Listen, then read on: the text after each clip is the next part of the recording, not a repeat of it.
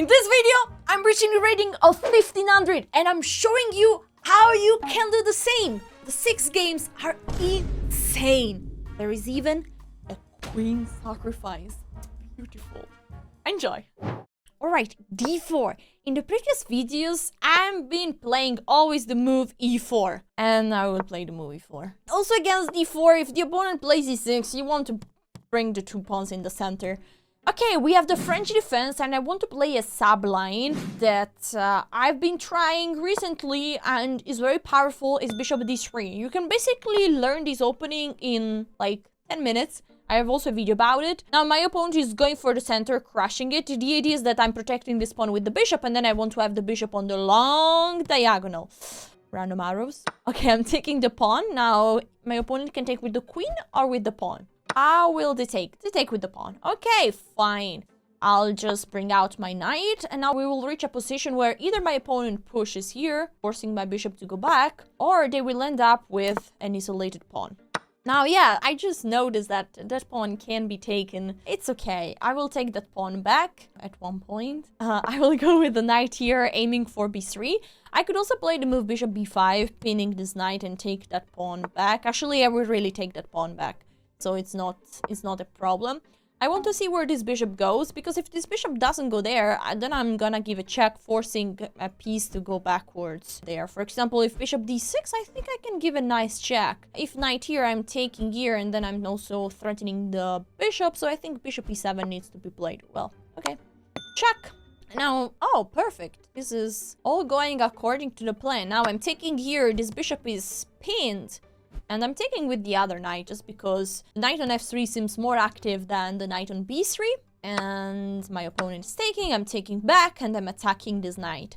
Now, the position we have is with my opponent left with an isolated pawn in the center. Plus, this pin is really annoying. Now, my opponent is defending the bishop that is protected by the queen and the pawn. I could take, and maybe go with the bishop here, or I could go with the bishop here directly, which actually looks amazing. And the only problem after bishop here is that there is a knight going there, but I can take, and it looks quite lit. So I'm playing this move, exploiting the fact that my opponent still didn't castle.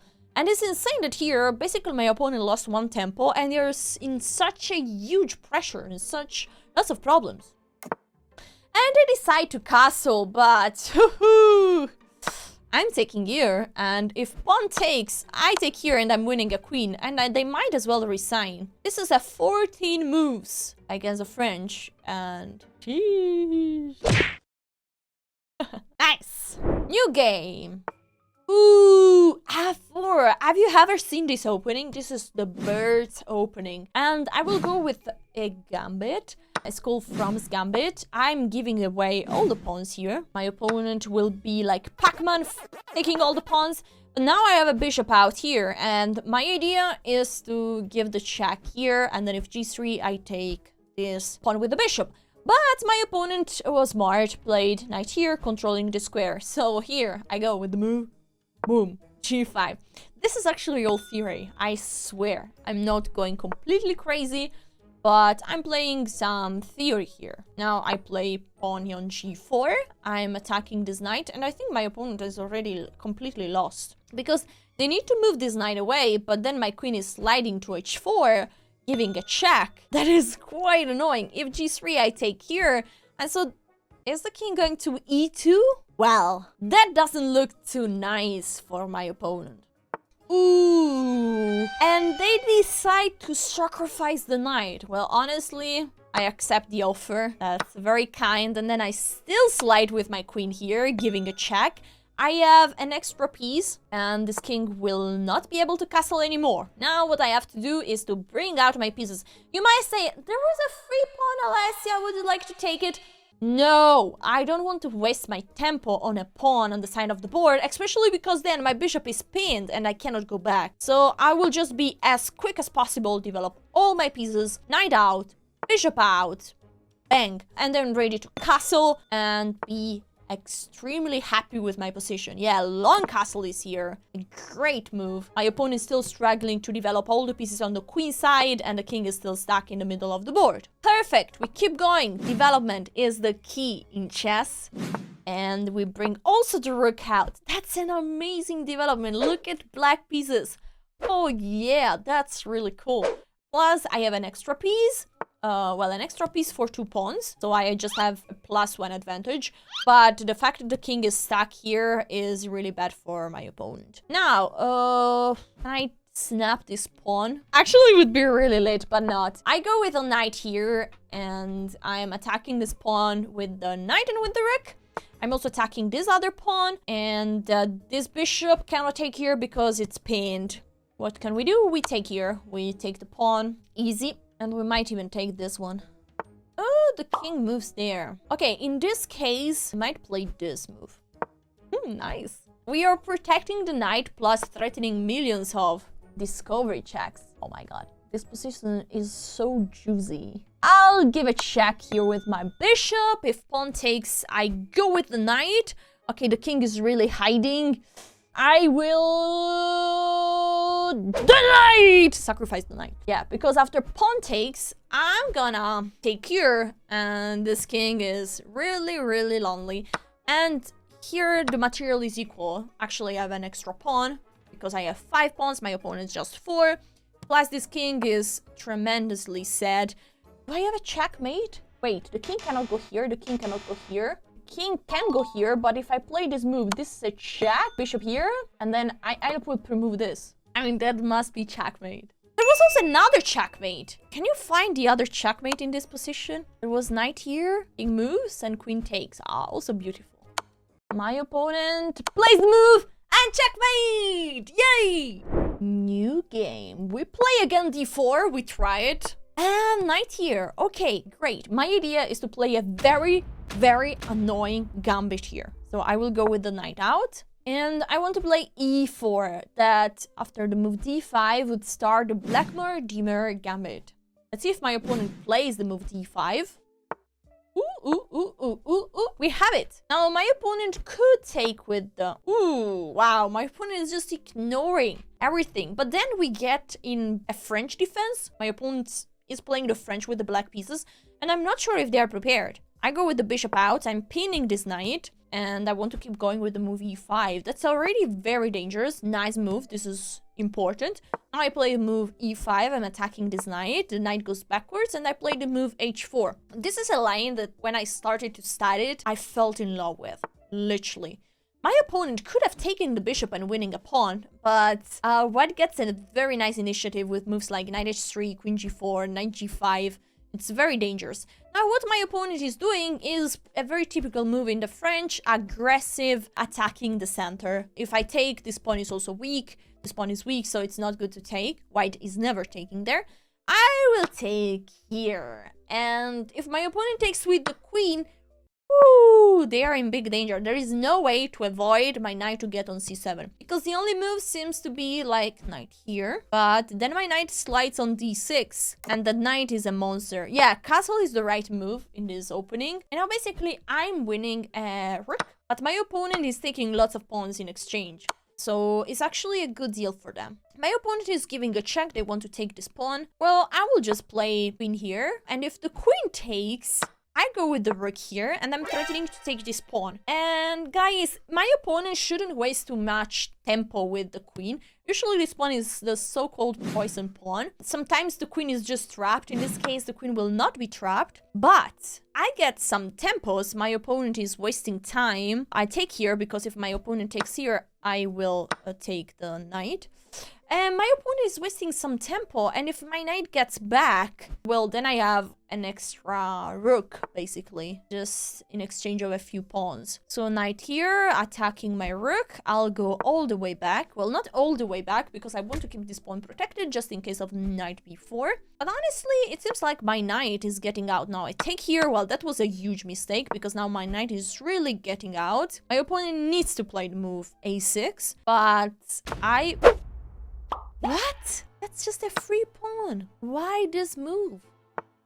Well, let's go back here, attacking the bishop. We're really having a fun time. We developed the other one. If rook goes here, well, the rook doesn't go there. We simply castle, fine.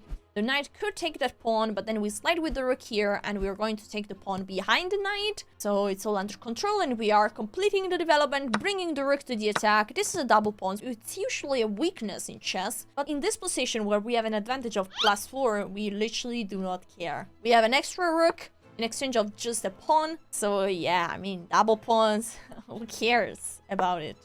Rook on the 7th rank is the strongest spot for the rook in the endgame, because there are lots of pawns in this line and the rook is attacking all of them. Now we bring the other rook. We could just slide here with the rook attacking this knight. Ooh, that's actually a strong move. I didn't see that. Okay, I will just protect this pawn because I'm happy to trade pieces.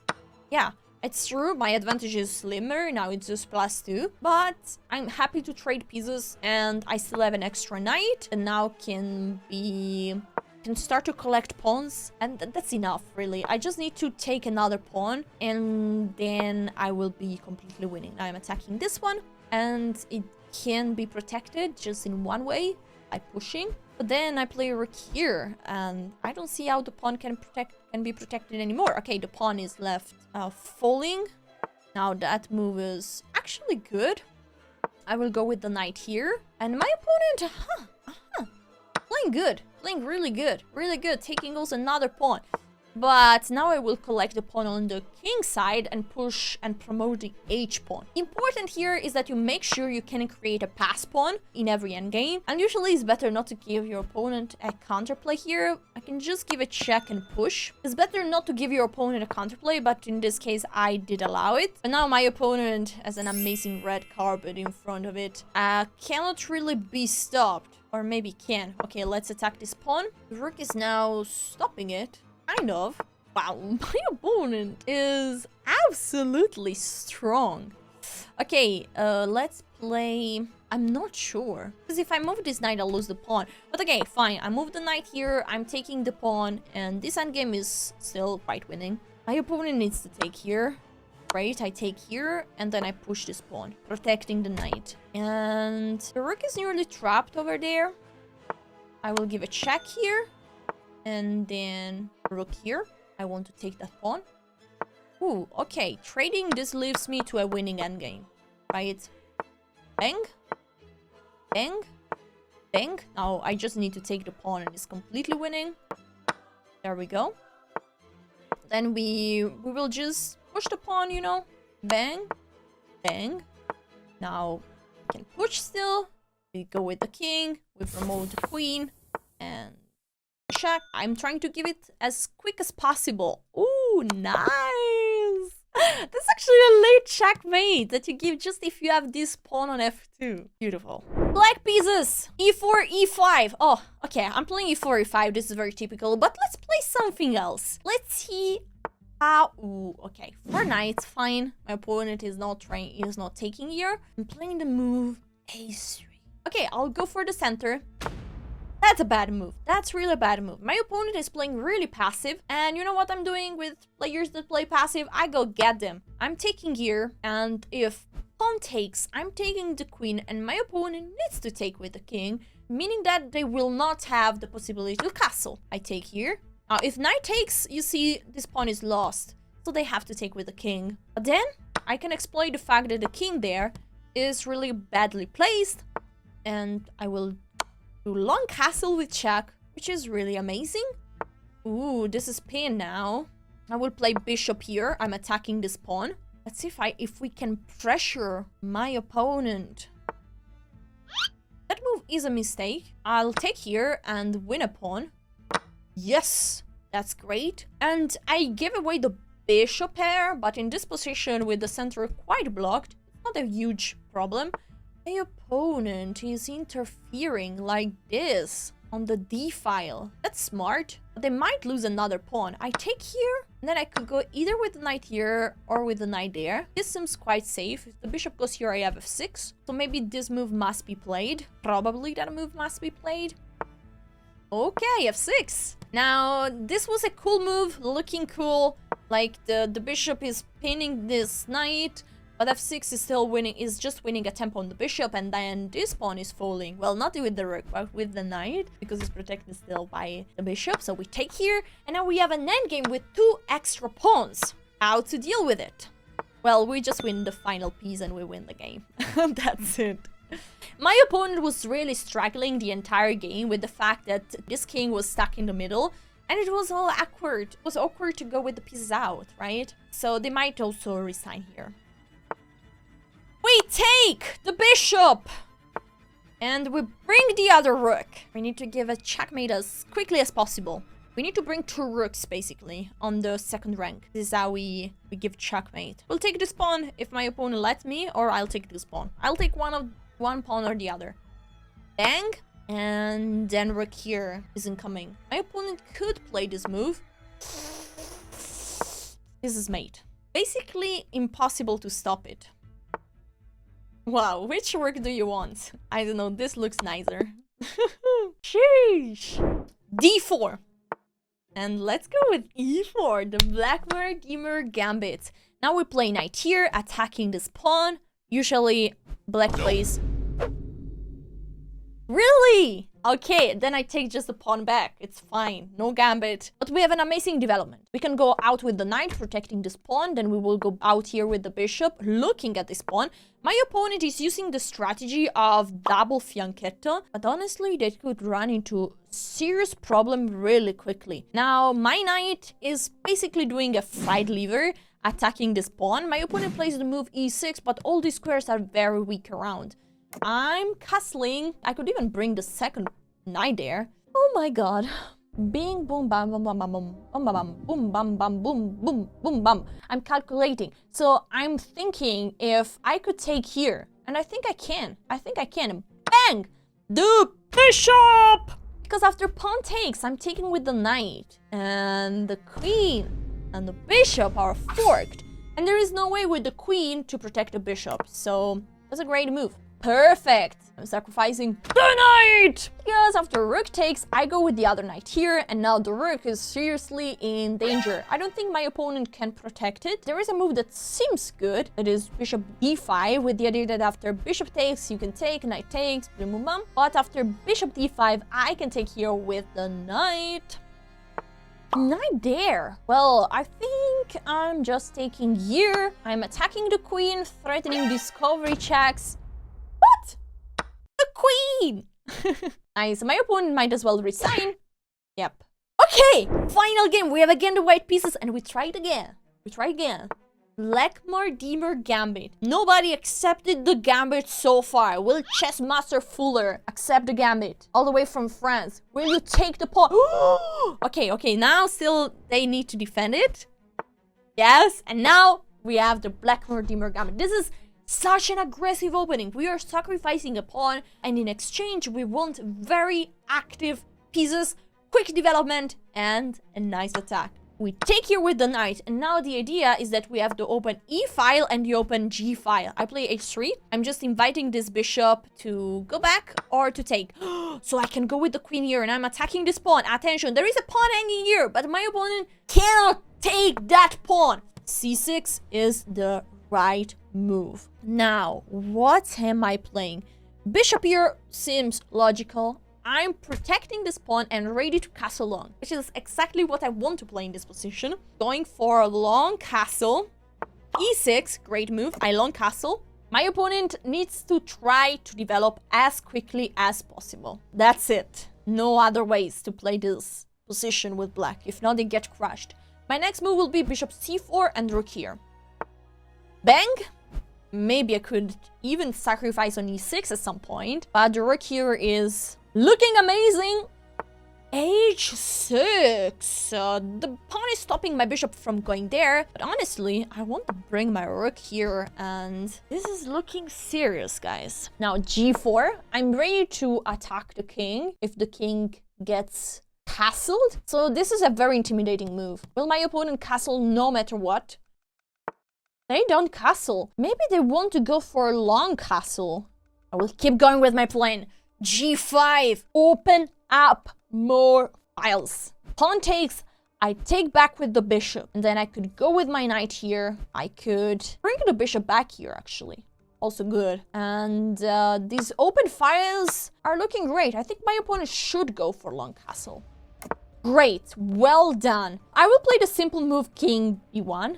Sometimes players like to copy moves, but I think my opponent shouldn't copy because the king would be on the same file. And moves like this are not winning the queen immediately because there is bishop d6, but it looks dangerous.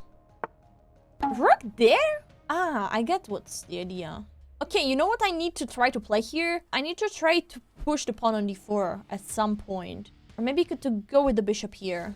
This is actually a bit an annoying position. Okay, rook here. Let's try to bring the rook to the attack. The nice thing in this position is that this knight cannot be moved because the pawn is hanging behind. So my opponent doesn't have an easy way to improve their pieces. Now I go with the knight here. If you take here, I'm taking here, I'm attacking your rook. And the knight is still hanging. So his knight cannot be taken. And my next move is bishop here, attacking the queen. And if the queen moves away, I slide with the knight on d6. That's looking very dangerous. Bang! Attacking the queen? This doesn't look any good for them. Look at all the dark squares. Now I go for this check and the bishop needs to take. Because you can't move the king away. You lose the queen, literally. Now I take back, I'm attacking the rook. And my...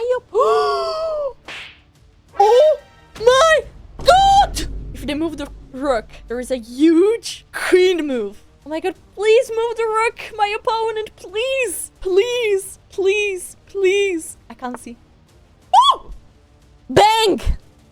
Oh my god, this is the most beautiful checkmate ever. After pawn takes, bishop here is checkmate. Yes! Literally, there couldn't be a nicer way to get to 1500. I'm so happy. I hope you enjoyed this video. Remember to like it and subscribe to the channel so you don't miss out all the next videos. And you might enjoy this one. Thank you so much for watching. See you next time.